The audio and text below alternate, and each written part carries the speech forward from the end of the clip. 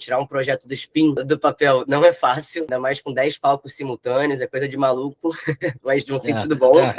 E é realmente um presente, assim, para todo mundo que curte a música, né, em geral, curte o rock. Então, obrigado, parabéns pela iniciativa, né, e obrigado por permitir o Camadas do Rock conversar com você um pouquinho hoje.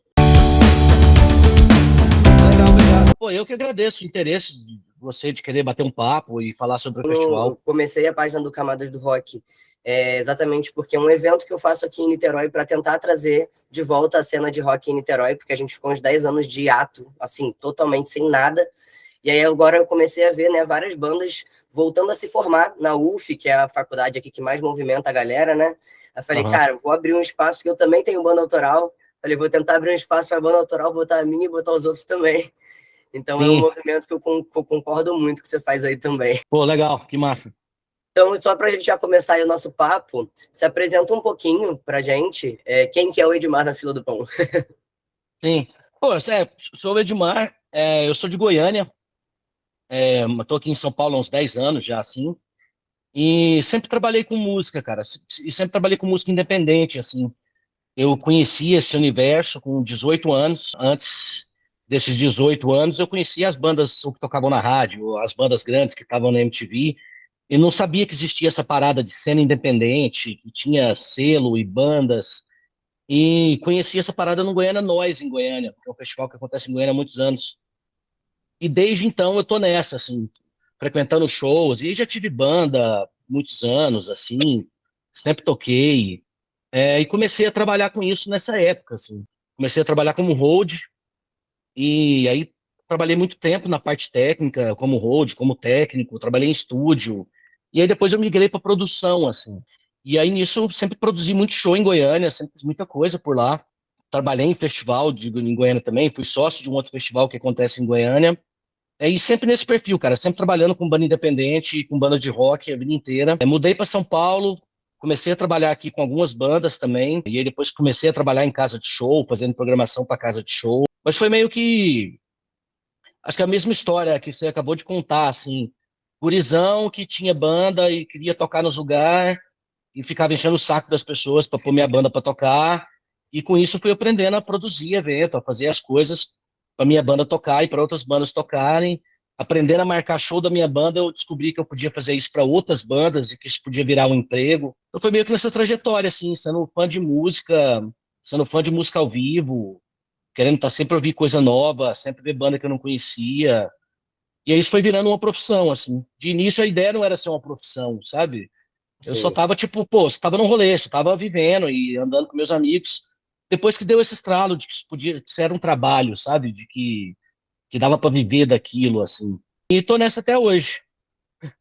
Eu tô humildemente tentando entrar aos pouquinhos, mas também só para isso também, para abrir espaço para minha banda, para conseguir, né, aos pouquinhos, mas aí a gente vai aprendendo, meio que no meio do rolê a gente vai aprendendo as coisas que tem que fazer para ele ir melhorando também, né? Né? A gente vê que você tem muita conexão muito forte, né, com a cena independente, como você mesmo falou. Você defende o mercado independente, que é fundamental, porque é nele que surgem, né, os novos comportamentos, estéticos, conexões urbanas. Então, olhando para a sua vivência hoje, né, como produtor e idealizador, quais foram os principais sinais que você observou na noite de São Paulo que te deram certeza de que a cidade estava pronta para receber esse formato que você está trazendo agora do evento com 10 palcos simultâneos? Cara, eu acho que foi de acompanhar mesmo, assim, de frequentar os lugares, de estar sempre de olho em banda. Porque você vai percebendo, quando você está na cidade, quando você frequenta essa cena, com seus amigos tem banda, você vai vendo que, tipo, pô, fulano vai tocar em tal lugar, eu não conheço esse lugar, sabe? Algum amigo que chama para um rolê e você, pô, não conheço esse lugar, nunca fui. Então, tipo, meio que naturalmente você vai percebendo que, tipo, que as coisas estão acontecendo na cidade, assim, que tem lugares para as bandas tocarem. Isso tem 10, mas poderia ter mais 10 lugares que não entraram esse ano, assim, sabe? Tem muito lugar para ocupar, né? Tem muito lugar para ocupar, tem muita coisa acontecendo, tem muita gente interessada em fazer arte, em transformar a realidade da cidade, sabe? Tem muita gente interessada nisso. E tem muita gente interessada em consumir também, assim.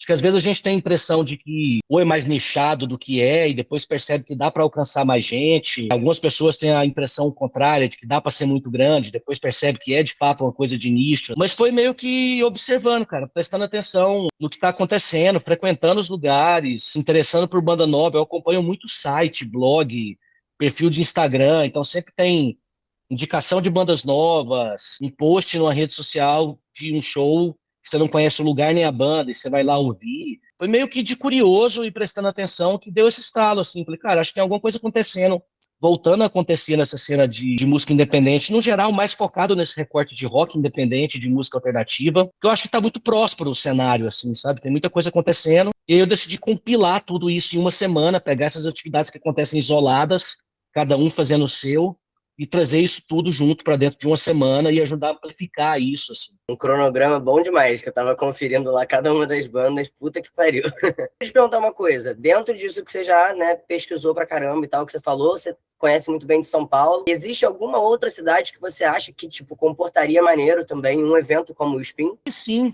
eu vou te dar um exemplo, por exemplo, eu fazia algo parecido nesse outro festival que eu produzi em Goiânia, que era o Festival Bananada, e a gente já tinha uma programação ali em várias casas da cidade, isso há 10, 12 anos atrás, assim. E o Bananada vai acontecer de novo lá em agosto, na semana seguinte da Espinha, em Goiânia, e com programação de terça a domingo, passando por várias casas da cidade também. O Rio vem tendo casas novas, tá tendo uma cena nova muito interessante ali no sul, em Florianópolis, e várias cidades pertinho, ali em Santa Catarina, que o estado é pequeno, então você chega rápido nas outras cidades e dá para acompanhar pela galera das bandas desses lugares, que eles estão tocando no interior dos seus estados assim, mas mesmo dentro das cidades, assim, que tem outros lugares fora daqueles que a gente sempre via, que são os lugares tradicionais, assim, sabe? Eu acho que tem, cara. Eu acho que é muito de provocar isso nos lugares também, assim, sabe? Propor uma programação. Às vezes é um bar que não necessariamente passa música autoral, mas às vezes se você vai propor algo nesse sentido, sabe? De levar outras coisas dentro de uma programação, de criar um festival. Eu acho que praticamente toda capital hoje, assim, já consegue, talvez não 10, 15 casas igual São Paulo, mas eu acho que hoje qualquer capital já consegue fazer esse lance, ter 3, 4, 5 lugares diferentes para você produzir um evento e fazer rolar um festival com as bandas da cidade. Assim. Eu tenho reparado bem esse movimento que você falou também. Em Curitiba também eu tenho visto muito, né? De ter Sim. não só festival, como trazendo várias bandas de fora também. Eu tenho reparado que a galera tá indo muito para Curitiba também, né? Sim, várias bandas rodando no sul. E te perguntar, a gente sabe que a cena do rock, né, e a música independente de São Paulo é extremamente diversa, cheia de mulheres hoje em dia, cheia de comunidade LGBT no meio do rock também, né, que a gente via antigamente muito, muito mais forte o machismo no meio. Como que foi para a curadoria olhar para essa riqueza cultural, né, da cidade e trazer esse retrato mais plural para dentro do line-up do festival? Tinha uma preocupação com isso, assim, sabe? De tipo, é muito estranho você fazer um evento que tenha 26 bandas e que você tenha 26 bandas de homem tocando, assim, sabe? Eu acho que seria uma super falta de atenção com o que está acontecendo na cidade, assim. Antes tinha muito menos, assim, tipo, quando eu era guri, assim, você tinha raríssimas bandas que tinha, tipo, uma mina na formação. Era muito pouco, bem mais fechado mesmo o cenário, assim, para, tipo, pessoas gays terem uma banda, sabe? Ou até frequentarem os espaços. Mudou muito nos últimos anos, acho que principalmente depois que esse lance que a gente chama de indie ficou pop nos anos 2000. Antes o indie era muito ligado um pouco com música punk ainda, assim, sabe? Não tinha muito como você se divertir numa festa ouvindo o Pixies e o Sonic Youth. Era um negócio, era uma música muito estranha para isso.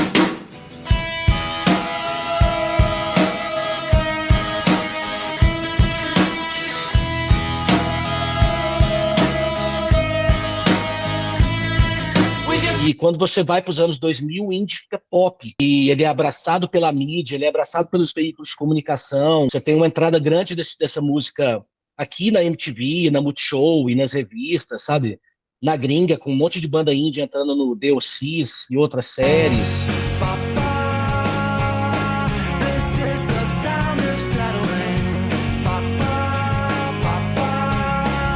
Então, em 2000, essa parada ficou pop, assim. Ajudou a dar uma mudada nesse cenário. Hoje você consegue muito facilmente fazer uma programação diversa de música, prestando atenção nisso, assim, sabe? De procurar artistas trans, artistas que estão dentro da comunidade LGBTQIA+, sabe? Não tem como mais hoje o cara falar que não tem banda com mina para tocar num evento. Eu acho que mudou, eu acho que pode ser uma questão geracional ainda, assim. Talvez uma galera um pouco mais velha não se ligue nessas pautas, não esteja acompanhando isso, Mas com certeza todo mundo que é novo, a molecada que tá começando a fazer, eu acho que isso já é uma preocupação um pouco mais latente, assim, sabe? Fica até E eu feio, acho né? Se você vê um festival tão grande sem essa inclusão, né? As pessoas já buscam reparar essas coisas, né? ficam. A galera já vai na internet em cima, criticar o line-up e falar. E eu acho que a galera tá certa de reclamar, assim, sabe? Eu acho que quem tenta propor uma atividade cultural na cidade tem que estar prestando atenção nessas coisas, assim. Eu coloco esse tipo de pergunta também, porque eu me vejo no meio, eu sou uma pessoa trans não binária, e o Camadas eu criei muito pensando nisso também. A gente tenta priorizar. Eu falo brincando que a gente tem a cota para homem cis e hétero, mas 90% Aham. das bandas são ou com mulheres, ou com pessoas pretas, ou com pessoas LGBT, mas a gente tem muito esse cuidado também, exatamente pensando para abrir espaço, para mesmo a gente vendo que a maioria dos festivais já está tendo mais essa preocupação, não é a maioria, né? Não é a maioria de Uhum. bandas que vai ter mulheres, não é a maioria de bandas que vai ter LGBT. Então é uma coisa realmente que eu acho que é importante. Quanto mais a gente puder priorizar, né, melhor. Ainda a gente vendo, né, mais produtores tendo esse cuidado, ainda é um rock que continua tendo um peso machista ainda, né? A parte das conferências, né, na Casa Rocambole, vai ser incrível pensar, né, nesse futuro do show business.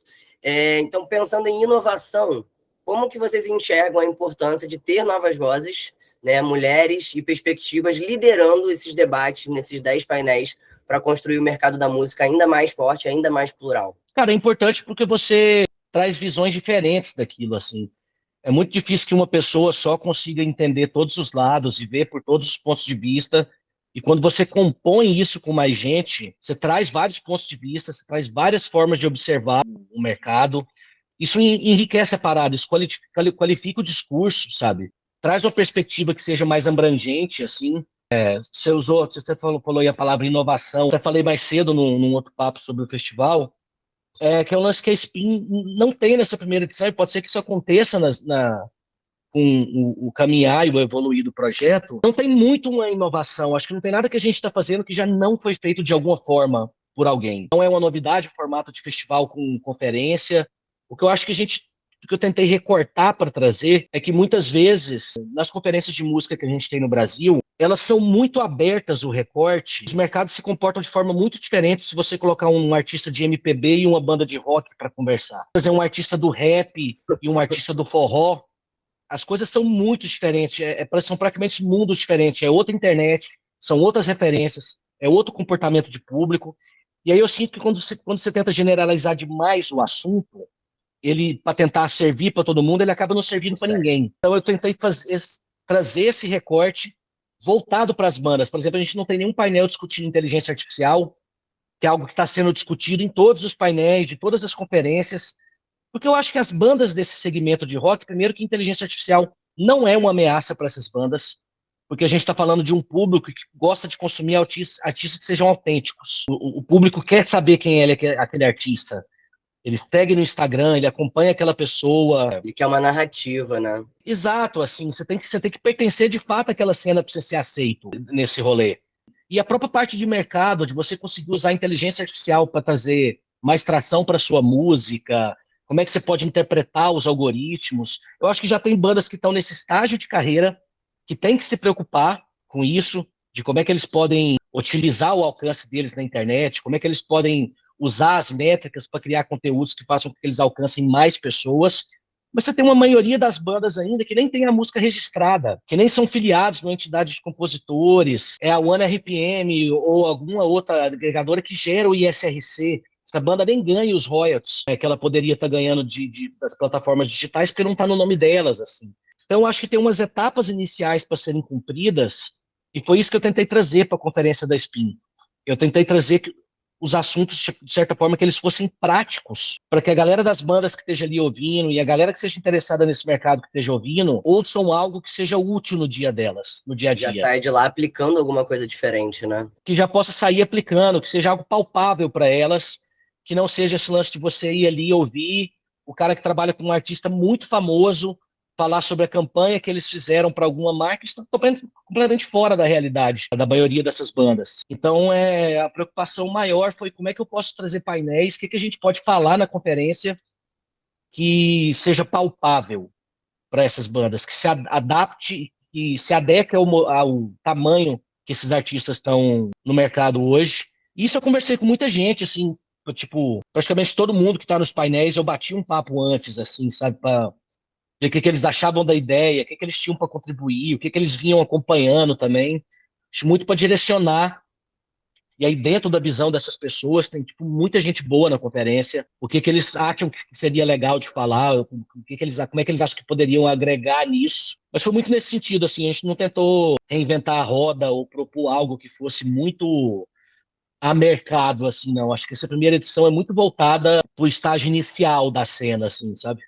Pô, mas eu acho que isso que você fez vai ser realmente muito mais atrativo, falando assim por experiência própria, do que muitos que eu já fui. Eu costumo, né, como artista, tentar buscar essas conferências também.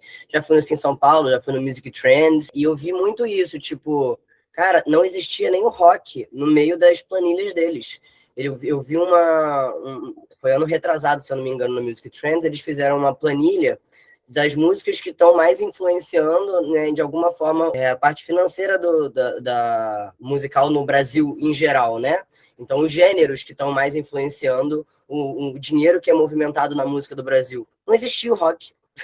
O rock Aham, nem tava nessa planilha, tá ligado?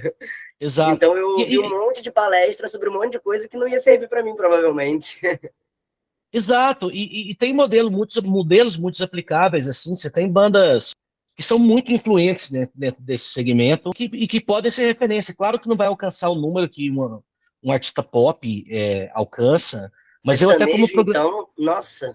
sertanejo nem se compara, mas eu até como programador, assim, eu vejo muito artista pop que às vezes tem ali 500 mil seguidores no Instagram e tá com quase 1 milhão de ouvintes no Spotify, faz show em casa de show aqui em São Paulo e vende um terço da quantidade de ingresso que uma banda igual o Bulgarins vende, que é uma banda que não tá no rádio, não tá na TV, não é uma banda que tá fazendo publi para marca, não é uma banda que tem números super expressivos, mas que tem um público real, assim. Então eu acho que essa parte do mercado, eles ignoram um mercado que tem uma cauda longa muito grande e um mercado com um potencial de público absurdo, assim. Você vê essas bandas gringas lotando estádio e lotando as casas mesmo nas cidades. Esse público consome música alternativa. Sei lá, tem as pessoas que vão por causa dos headliners no Lollapalooza, mas você tem pessoas que vão do país inteiro para o festival igual o Lollapalooza, por exemplo, e 50% daquelas pessoas frequentam as cenas das suas cidades. É um mercado, não vai gerar número igual a música sertaneja, mas não vai gerar o mesmo tanto de dinheiro que geram esses mercados, mas é um mercado. Muita gente se sustenta com isso, constroem carreiras. Foi bem esse recorte que eu tentei trazer, assim, pela curadoria. Acho que fica bem claro que existe esse recorte de música alternativa e rock independente no festival, que é o recorte que a gente quer mostrar, assim, é cultura, é comportamento, mas também é mercado, sabe?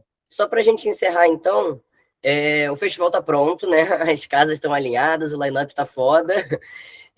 Qual que é o convite ou conselho, né, de amigo que você tem para deixar para a galera do Camadas que vai se jogar nessa maratona aí com você, que a gente vai, né, para a partir do dia 12 de agosto? Pô, que legal que tem uma turma vindo. Cara, o que eu posso falar é divirtam-se, tentem assistir o máximo de show possível, tentem conhecer o máximo de pessoas possível, fazer o máximo de amigo, aproveitar a quantidade de pessoas interessadas em música, a quantidade de pessoas com interesses em comum para fazer novos contatos, estreitar laços que já existem, e ter ideia nova, bolar projeto.